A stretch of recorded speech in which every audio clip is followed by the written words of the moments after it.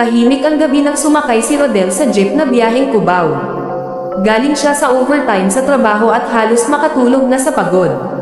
Pagsapit ng jeep sa kahabaan ng Balete Drive, napansin niyang biglang lumamig ang hangin, kahit sarado naman ang mga bintana. Isa-isang bumaba ang mga pasahero hanggang sa sila na lang ng isang babae sa huli ang bahagi ng jeep. Nakaputi ang damit nito, mahaba ang buhok, at nakatungo habang hawak ang isang lumang payong. Wala itong imak mula nang sumakay. Maya-maya, tumabi ang jeep at huminto sa tapat ng isang malaking puno ng balete.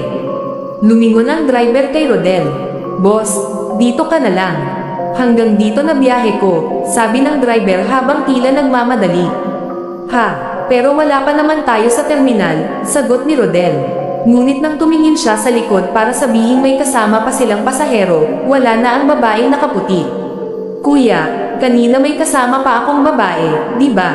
tanong niya, kinakabahan. Hindi sumagot ang driver. Sa halip, nanginginig ang boses nitong nagsabi, "Boss, mula nang sumakay ka, ikaw lang ang pasahero ko." Nanindig ang balahibo ni Rodel. Napilitan siyang bumaba. Habang naglalakad siya, ramdam niya ang isang malamig na ihip ng hangin na tila sumusunod sa kanya. Paglingon niya, may aninong parang babae na nakatayo sa mismong lilim ng puno ng balete, nakaputi, nakatungo, at hawak ang lumang payong. Nagsimula itong lumapit. Tumakbo si Rodel ng buong bilis. Mula sa likuran, narinig niyang parang sabay-sabay na bulong ng mga tinig. "Huwag kang lilinggan." Hindi siya tumigil hanggang marating ang may ilaw na lugar. Nang huminto siya para huminga, lumingon siya pabalik.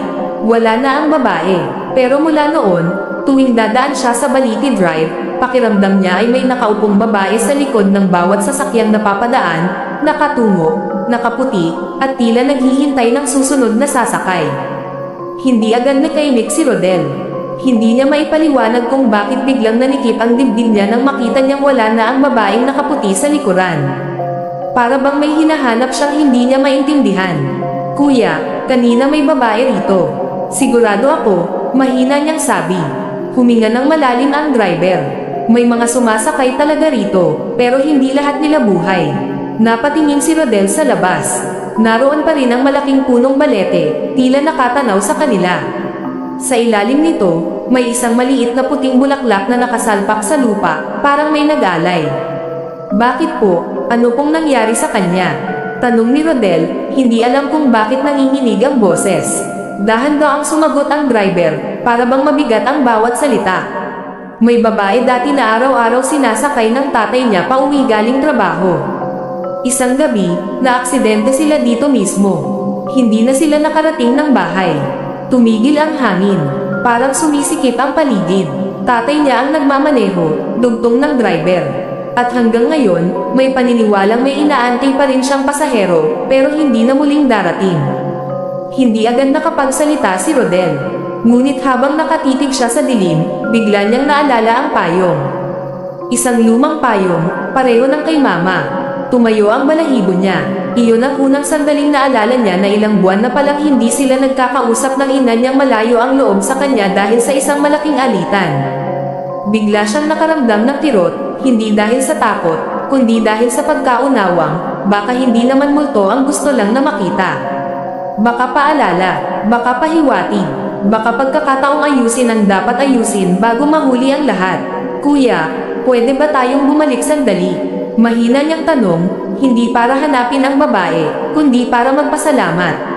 Ngunit nang lingunin niya ang puno, may malamig na ihip na dumaan, at sa isang iglap, ang puting bulaklak ay lumipad, parang may nagpaabot ng huling mensahe, "Umuwi ka." Nang bumaba si Rodel mula sa jeep, hindi na niya inalintana ang lamig ng hangin o ang dilim ng kalsada. Tahimik ang gabing iyon, ngunit may aninong presensya na tila nakamasid mula sa ilalim ng punong balete, hindi nakakatakot, kundi parang nagbabantay. Lumapit siya sa lugar kung saan niya huling nakita ang babaeng nakaputi. Wala na ang bakas nito, ni ang puting bulaklak na humandog sa kanya ng mensahe. Ngunit naroon pa rin ang bigat sa dibdib niya, na parang pumipigil sa matagal na niyang gustong gawin. Hinaplos niya ang puno, pilit na ninanamnam ang malamig nitong balat habang lumalalim ang gabi. Mahina niyang bulong, hindi tiyak kung para kanino.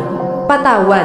At sa kauna-unahang pagkakataon matapos ang ilang buwan, umiyak siya, not dahil sa takot, kundi dahil sa bigat ng pagkukulang na matagal niyang kinikimkim. Nang tumigil siya sa pag-iyak, biglang dumapi ang malamig na hangin sa kanyang balikat. Hindi iyon ordinaryong hangin, para iyong haplos na puno ng pag-unawa. At kahit walang tao sa paligid, narinig niya ang isang tinig, mahina, halos hindi marinig, ngunit nang lamang na kilala niya mula pagkabata. "Umuwi ka na, anak," napalunok si Rodel, napapikit. Nang ininulat niya ang mga mata, wala na ang hangin, ngunit may naiwan, isang maliit na puting bulaklak sa paanan ng puno. Hindi niya alam kung paano napunta roon, ngunit alam niya kung para kanino iyon. Kinuha niya ang bulaklak at bumalik sa jeep. Tahimik ang driver ngunit nakangiti ng bahagya, parang alam ang nangyari. "Handa ka na?" tanong ng driver. Tumango si Rodel, hawak ang bulaklak na parang gabay pabalik sa pauhan ng matagal na niyang iniwasan. Kinabukasan, nakauwi si Rodel sa probinsya. Pagbukas pa lang ng pinto, bumungad agad ang kanyang ina, hindi na ganoon kalakas, hindi ganoon kasigla, ngunit nakangiti nang makita siya. "Ma, Rodel." Walang maraming salita, walang paliwanag, walang sigawan. Tanging yakap ng 2 taong parehong naghihintay ng isa't isa.